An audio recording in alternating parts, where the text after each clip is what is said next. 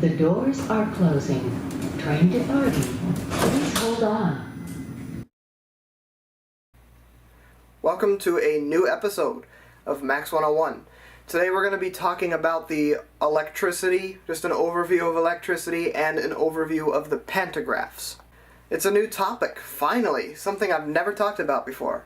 So I'm going to be talking firstly about what a pantograph is.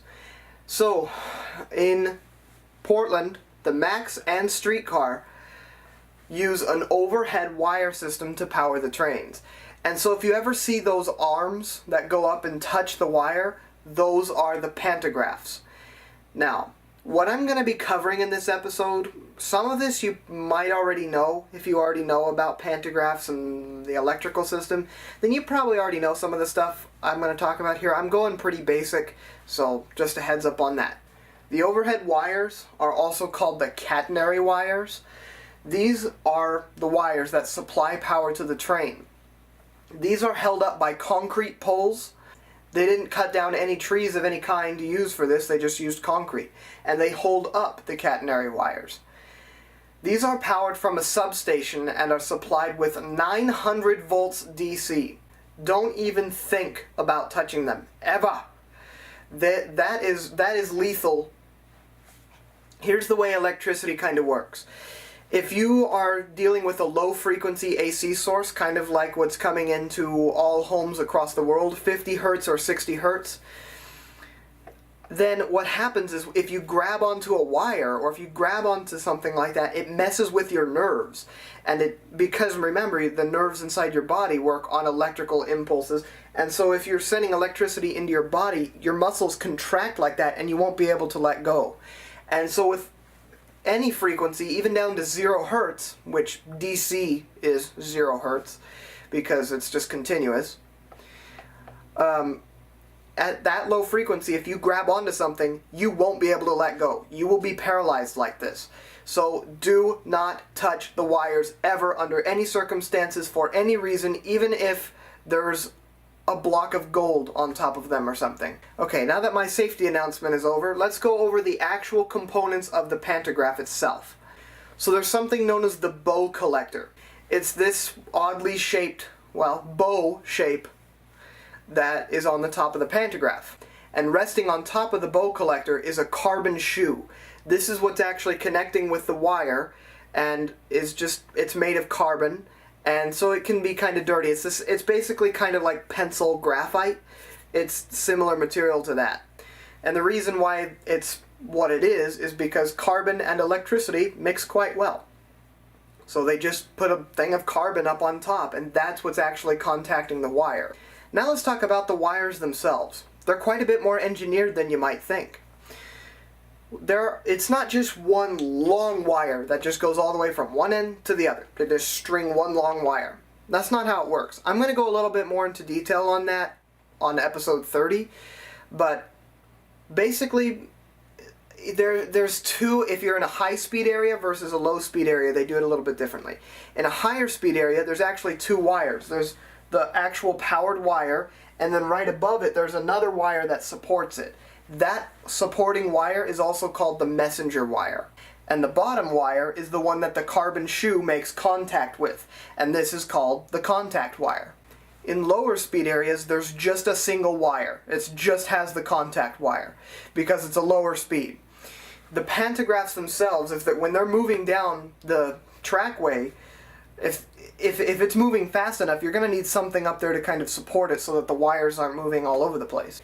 So the electricity coming in to the train comes in from the substation through the catenary wires, and it returns through the rails back to the substation. So don't touch the rails either. Not really sure if I have a good video of this. I might have to steal a picture from MaxFax again. But the wires overhead are not a straight line. It zigzags all the way down the street.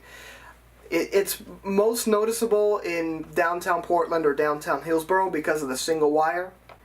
The reason why they zigzag is because of that carbon shoe on top that makes contact with the wire.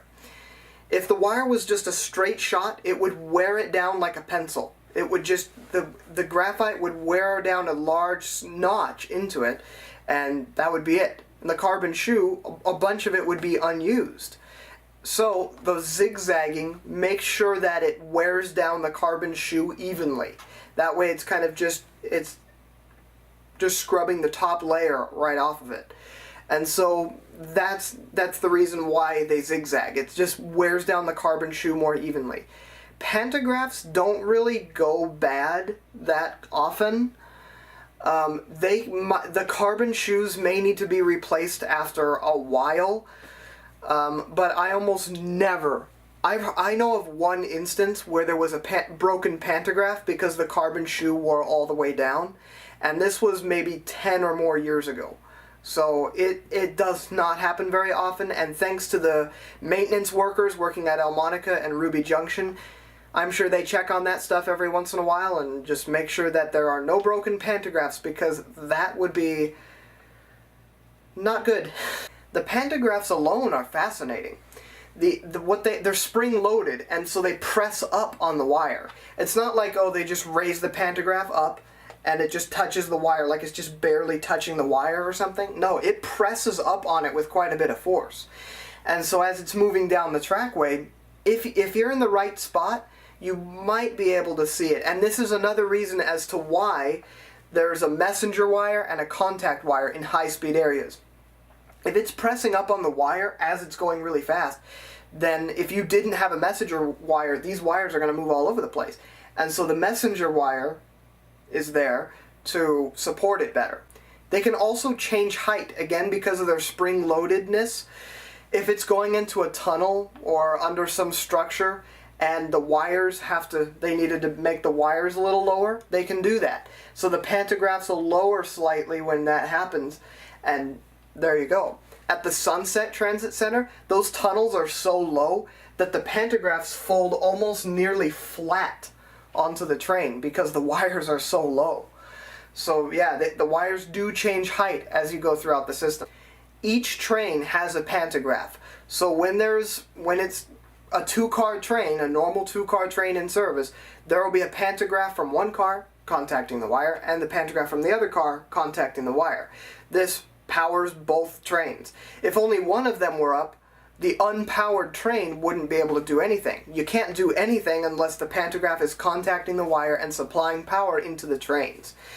And so if you tried to move a train while the other pantograph was down, you couldn't. The trains would want to go to their default position. A default position for a train is stopped.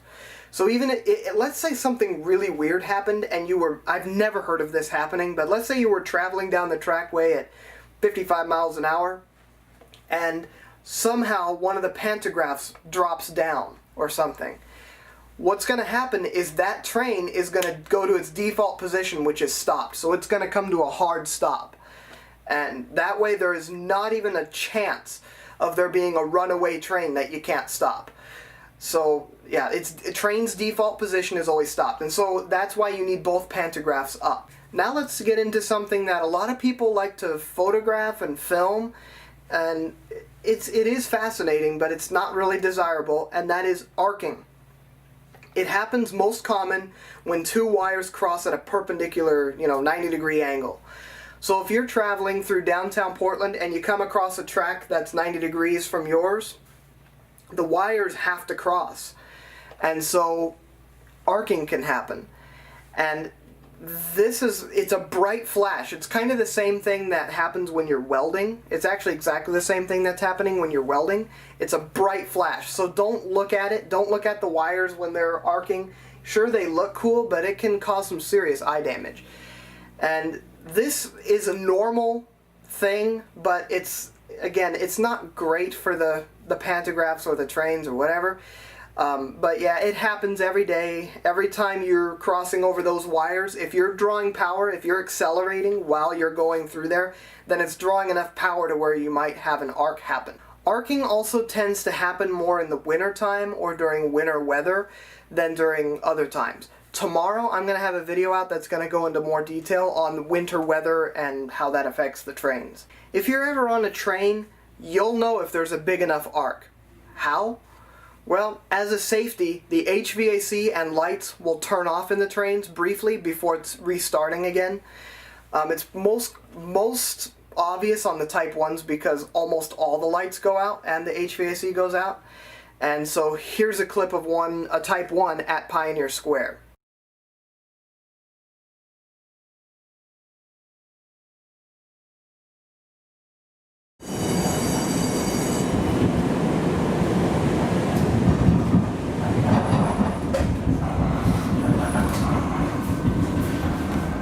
Pioneer Courthouse Square. TriMet ticket office. Doors to my left. So the last thing I'm going to talk about is the weights. Remember a few years back, whenever we'd have hot weather, if it ever went above 90 degrees, the trains would have to slow down? You notice how they don't do that anymore? Well, the reason? Weights. The weights were replaced. The old weights were built more like grandfather clock weights, where it was just a long solid piece of metal, and what would happen is as the temperature increases, the weights drop, and the weights are tugging on the wires. So as they drop, they're adding tension to the wires. It's pulling on them. And so as the temperature gets warmer, it begins to drop and drop and drop to keep the wires tensioned, because you do not want sagging wires. That's very dangerous. But in hot enough weather, because these weights were designed for Portland's average temperature, they weren't designed to go for extreme heat. Well, if it got hot enough, these weights would hit the bottom. They'd go so low that they'd hit the bottom. And so they couldn't tension the wires anymore because they're already at the bottom. And so the wires would begin to sag. And so as the temperature got warmer and warmer and warmer, the wires would sag more. And so the trains would slow down due to the high speed. Now we have stackable weights. Just imagine that these are giant weights. They're just discs. They're kind of like giant poker chips or giant, these actually came from Yahtzee, but there's weights like this. And so as it gets warmer, again, they drop to the bottom, but they don't have to. You can keep the wire in the same spot and just add more weights. And that way it can stay in the same spot, but now it's physically heavier. And if you add enough weights, then there you go. It stays in the same spot, but it's heavier. That way, if the wires begin to drop, all you need to do is just add more weights and it'll balance back out again.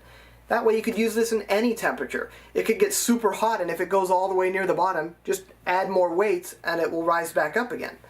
So that's the solution they came up with. They got smart with it.